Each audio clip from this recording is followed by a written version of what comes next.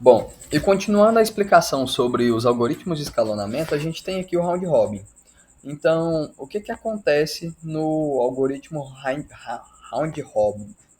No algoritmo round robin, a gente tem que cada processo vai receber um tempo máximo, ou seja, um quantum para executar. Se ele terminar esse tempo, beleza. Se não terminar, ele volta para o fim da fila e esperar a vez de novo e o sistema continua até todos os processos terminarem. Isso aqui é um algoritmo para poder fazer a execução do processo da forma mais justa possível. E aí o que a gente tem? A gente tem que o máximo de processos do nosso processador nesse código é 100. E aí a gente define uma struct que carrega id, chegada, duração, o tempo restante para a execução do processo, isso aqui é uma variável nova, que não estava presente nos outros algoritmos, o tempo de início e término, quanto tempo ele espera e o retorno que ele tem. E uma flag para dizer se ele foi finalizado ou não. E aí o que acontece? Na nossa main a gente cria uma fila de processos do tamanho máximo do número de processos. E aí a gente tem a definição de variáveis n, i e quanto. O tempo atual aqui sempre vai ser zero e o número de processos finalizados também vai ser zero. E aí a gente tem duas variáveis para calcular a soma da espera e a soma do retorno. Temos prints para poder organizar o nosso algoritmo e aqui a gente tem o bloco de código para a gente informar o número de processos. Se for um número inválido, vai ser uma entrada inválida. No caso, o número inválido aqui é um número que é diferente de 1. E a gente testa para ver se o número de processos é menor ou igual a zero ou se ele é maior que o máximo. Porque se ele for menor ou igual a zero, quer dizer que eu não tenho processo para rodar, então eu dou um erro. Se ele for maior que máximo, quer dizer que o número de processos máximo já foi alcançado. E aí a gente tem a entrada de dados para os nossos processos. Porque para cada processo aqui a gente vai definir o tempo de chegada, que é o padrão, e a duração do processo. A gente define também o tempo restante, que no começo aqui vai receber a duração, o início do processo, que vai ser -1, que ele ainda não iniciou. A gente vai ver que o processo não foi finalizado, porque a gente está marcando como zero. E a gente define o tempo de término como -1, que é inicializando o término do processo. A gente tem aqui o tempo de espera e o retorno do processo. Aqui a gente tem o valor do quanto, então a gente define aqui quanto tempo cada processo vai ter no máximo para executar.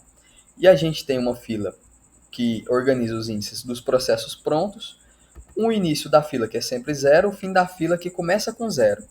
E aí a gente vê uma variável que recebe, que considera, no caso, os processos que entraram no sistema.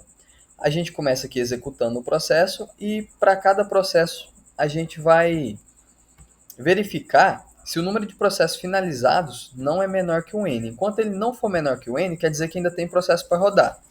E aí a gente declara um número de processos adicionados na iteração do algoritmo.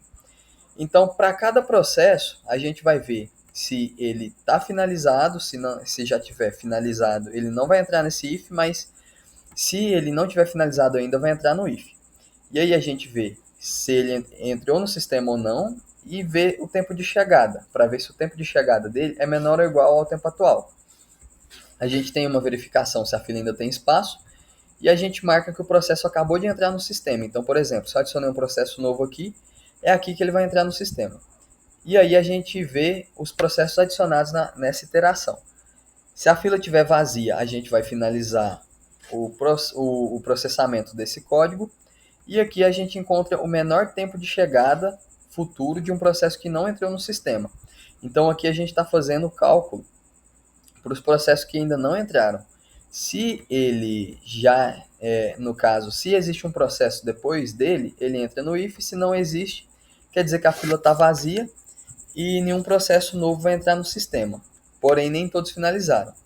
E aí a gente verifica se os processos finalizados são menores do que n e soma o tempo atual. Aqui a gente faz a retirada do processo da fila de prontos e aqui a gente registra o tempo de início se for a primeira vez que o processo executa. E aqui a gente faz a execução do processo pelo quantum o tempo restante. Adicionamos os processos que chegaram durante a execução da fatia do programa e aqui a gente lida com o processo após a fatia de tempo dele. Então é aqui que a gente calcula o término dele, se ele retornou, se ele esperou muito e a gente verifica a duração do processo. e aí a gente adiciona processos finalizados. Se o fim da fila for menor que max, o fila prontos vai receber, o fila prontos em fim da fila mais vai receber a ID do processo atual. E aqui finalmente exibimos os resultados e finalizamos a execução do processo. Para executar o código basta compilar, mas aqui como já está compilado, a gente vai executar o algoritmo. Vamos informar só dois processos, que no caso o processo 1 vai ser no tempo de chegada 1. A gente vai definir ele como 10. O tempo de chegada do processo 2 também vai ser 1. A gente vai definir ele como 5. E aí o valor do quantum vai ser 5, que no caso o processo 1 vai voltar uma vez para o fim da fila e o processo 2 vai terminar dentro do quantum. Executando o algoritmo, a gente tem que o processo 1 chegou no tempo 1, durou 10, ele iniciou em 1, mas terminou em 16, tendo 5 como espera. Por quê? Porque ele voltou para o fim da fila e ficou esperando o processo 2 terminar. O processo 2 chegou no tempo 1, durou 5 segundos, ele iniciou em 6, que foi quando o quantum do processo 1 acabou, terminou em 11 para poder deixar o processo 1 terminar, ele esperou 5 e retornou 10.